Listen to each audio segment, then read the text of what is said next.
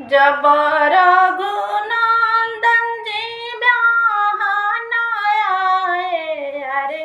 ब्रह्मा जी छकेले दुआर रे लालना माया रे ब्रह्मा जी छकेले दुआर रे लालना माँ कहे तू ही ब्रह्मा छकेला दुआरिया रे मोरे आगे सीता बखाना रे लालना माया रे मोरा आगे सीता बखाना रे लालना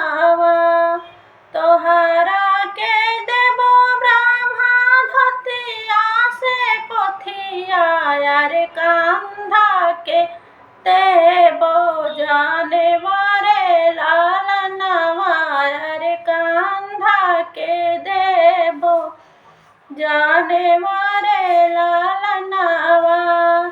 तोहरा के देवो ब्रह्मा चढ़ाने के घोड़ावा रे देवो में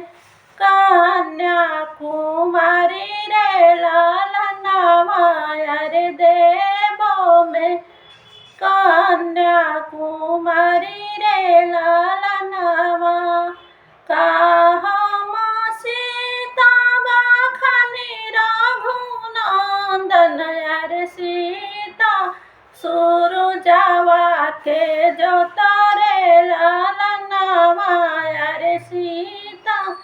सूरजवा के जो तारे लालनावा सीता के जाता में चंद्र जी छिपी जई है सूरज होई है आन्हालो पारे लालनावा रे सूरज होई है आन्हालो पारे लालनावा जब रघुनंदन ब्याहन को आए अरे ब्रह्मा जी छकेले दुआर